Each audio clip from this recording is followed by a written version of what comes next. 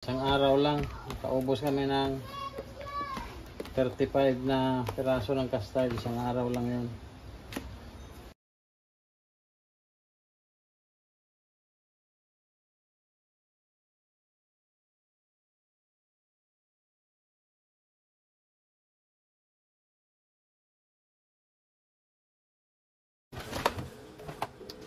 Lagyan natin.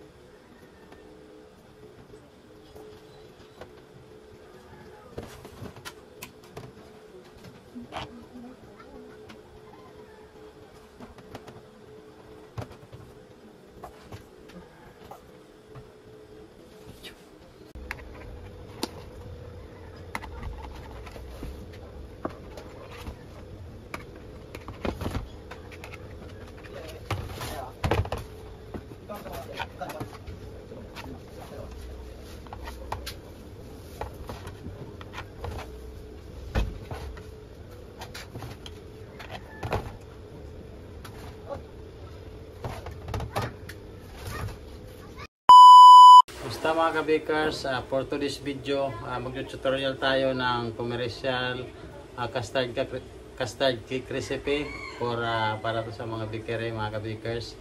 Para to doon sa mga hindi pa marunong, mga gustong matuto, mga beginners pa lang na nag-uumpisa pa lang matuto.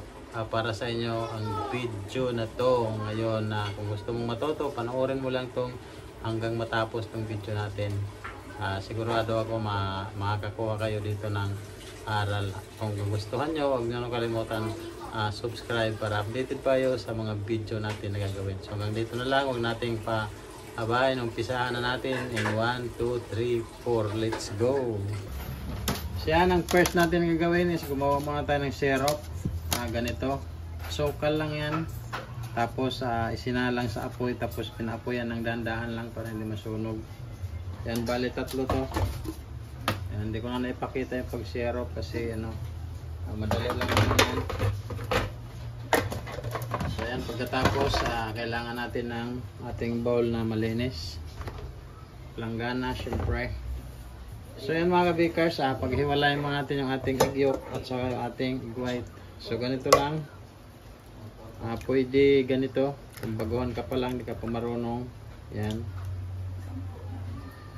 Kung hindi ka marunong yung ganito, so mayroon pa nito isa mga kabikers kung paano siya gagawin.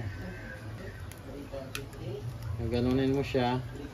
Yan, tapos pwedeng dito mo sa kamay ilalagay, ganyan. Tapos lipat-lipat mo lang siya pag ganon. Yan, pwede rin yung ganyan mga kabikers. So ito ay pang-apat. 5. Pang-5 yun. So iwalay natin yung 10. Kali yung 10 dito natin ilalagay. Yung 10 pirasong egg yolk dito natin siya ilalagay. Para sa leche flan. 1,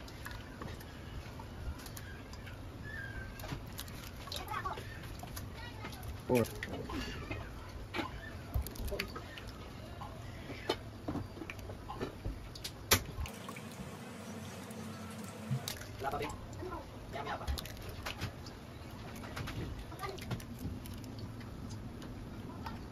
Ito mga kabikers. Ngayon, para tumibay yung leche plant, ito yung sekreto natin. Babasagan natin siya ng isang itlog. Yan, kasama yan. Isama natin pati egg white.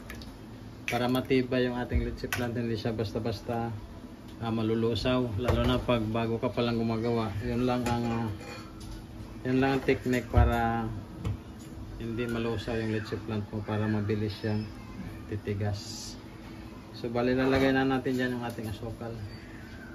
So yan ang gawin natin. Mix muna natin. Yan. Maglalagay tayo ng asin. Yan, konti lang. Tapos maglagay tayo ng vanilla extract. Tapos maglagay tayo ng condense.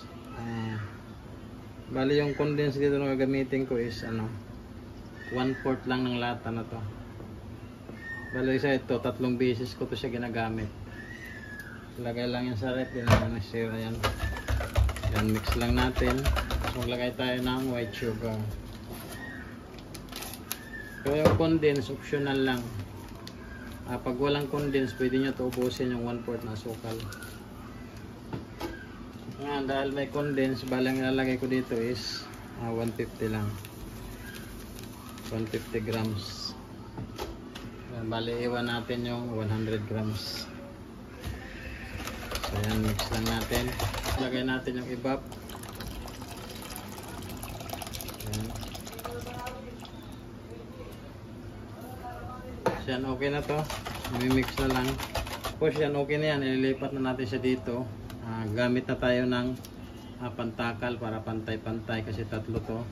Tapos kailangan sasalain natin siya pag ilagay na dito. Ito na yung ating butter. Batihin lang natin yung ating yolk. Lagay tayo ng 1/4 ng white sugar. 1/4 to mga ka-bakers. Tapos pinch it of salt lang, isang dakot. Ito pala nakapaglagay na ako ng baking powder, di ko napakita kanina. Tsaka baking soda. Ang baking powder is ano lang 20 grams, tapos yung baking soda 10 grams. Nahalo ko na pala dyan. Nalimutan ko, hindi napakita. So mix lang din natin ito nang matunaw yung kanyang asukal. Yan, maglagay tayo ng vanilla extract. Natin. Yan, vanilla extract yan. Kunti lang ng laman, ang mahal. 2 piraso na ganon sa ano,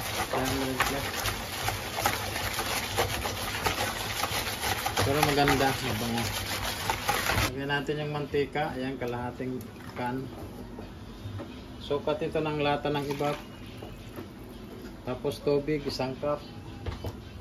Kalahati lang muna lagay natin. Hindi natin ubusin. Pwede kayo gumamit ng ibap o royal. Ako tubig lang kasi yung iba nito lalagyan ko ng flavoring.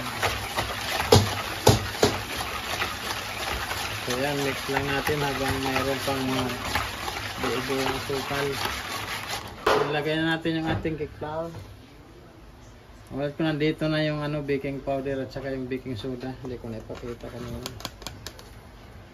Ayan. Lagyan muna natin.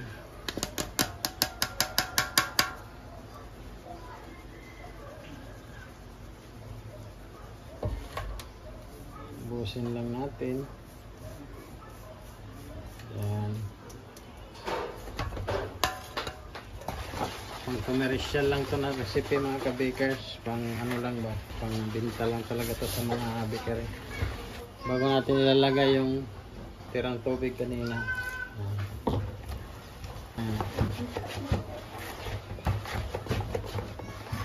Yan, isang ikot na lang. Iwasan natin ma-overmix. Isang ikot na lang yan. Okay na yan. Maglagay tayo ng cream of tartar. 1/4 tablespoon yan. Ting. Bitirano na mixer. Bitirano natin ang mixer to. Ayan, andalin natin.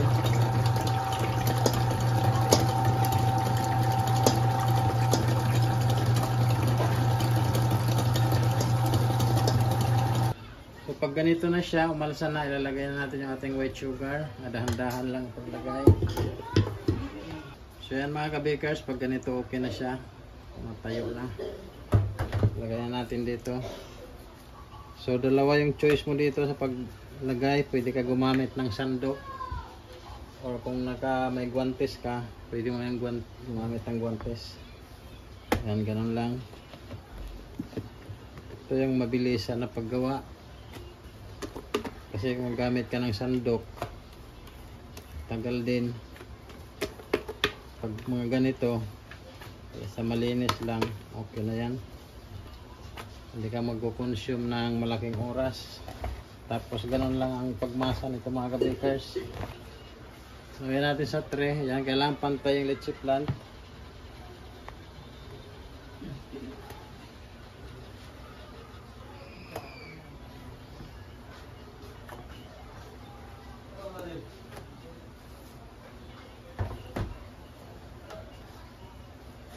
Lagyan natin konti-konti. Tapos itong tira, lagyan natin ng food color. Food color muna. Ayan, tsansahan lang. Lagyan natin ng flavoring. Baling gawin ko dito ubi. Para maging lasang ubi siya, maglagay tayo ng flavoring.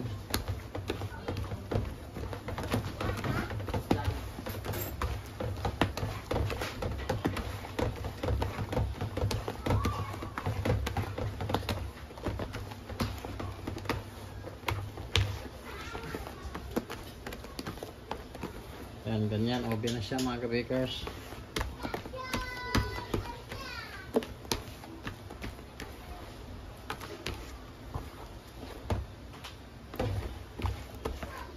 Naalala ko mga kabakers, dati sa kabila kung ano, Pisto Pasko.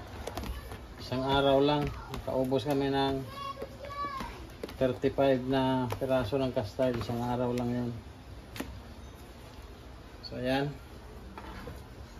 So, ilagay natin dito.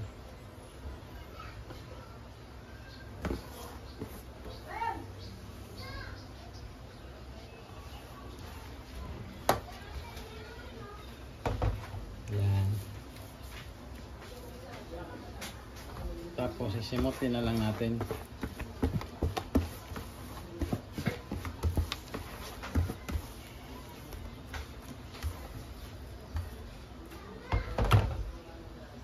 Na mga kabakers, sunod naman tayo, ilagay na natin sa ating salang natin. Maglagay tayo ng tubig dito sa lanera.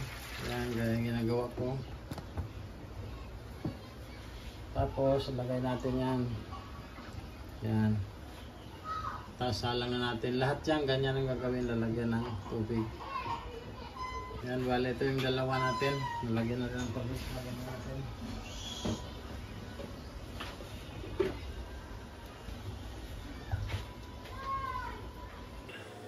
So ayan mga kabakers, after 15 minutes naluto na yung ating custard cake. Yan, ito yung ubi.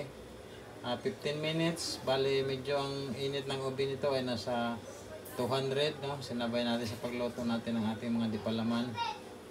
So ayan, huwag kayong matakot. Tip ko lang sa inyo, pag magluto kayo ng custard, huwag nyo kayong matakot na babagsak siya kahit may masama nyo. Basta siguraduhin nyo lang na nasa taas siya. No, nasa taas siya. Huwag nyo lang papailaliman. Hayaan nyo lang yung tapat niya sa baba. Huwag nyo lang lagyan. Sa mga gilid lang.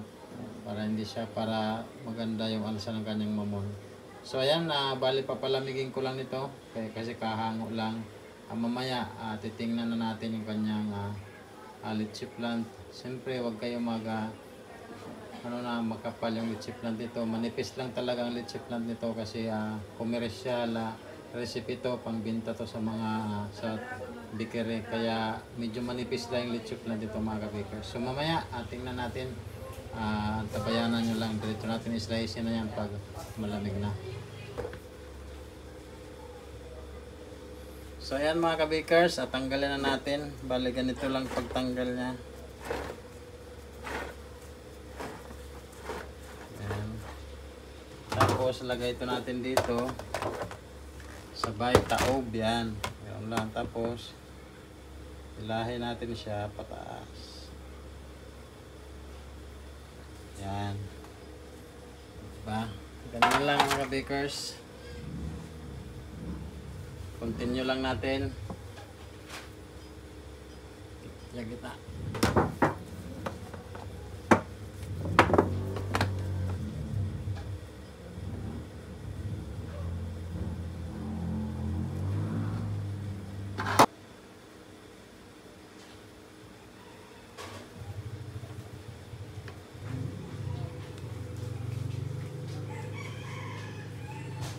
Natin ang gawin natin, hatiin lang natin dyan sa gitna. Yan. Tapos kukuha lang tayo dito sa may side na to, pag ganyan, no?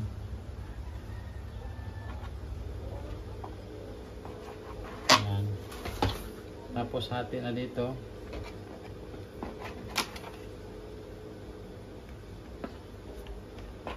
Yung pag-slice dito mga kabakers, kailangan din pag-aralan para maging pantay-pantay yung laki niya. Tapos isa-isahin na natin yan. lagay na natin.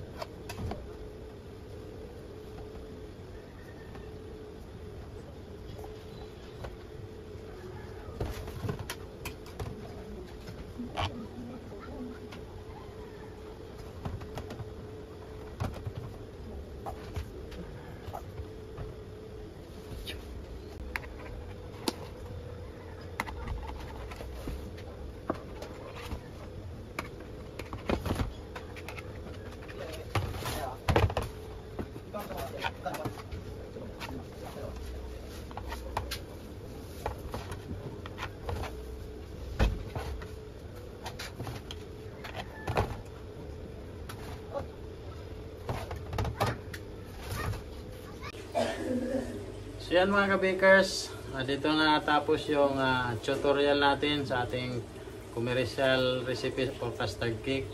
Yun ang naging finished product. Sana nagustuhan nyo mga bakers. Sa mga baguhan pa lang na gusto matuto, sana makatulong sa inyo yung sinare kong video. At kung bago ka pa lang dito sa channel ko, huwag nyo kalimutan mag-like and subscribe na din para updated kayo sa mga video natin na gagawin. So hanggang dito na lang. Happy baking sa inyong lahat. Maraming salamat. Hanggang dito na lang. Bye-bye.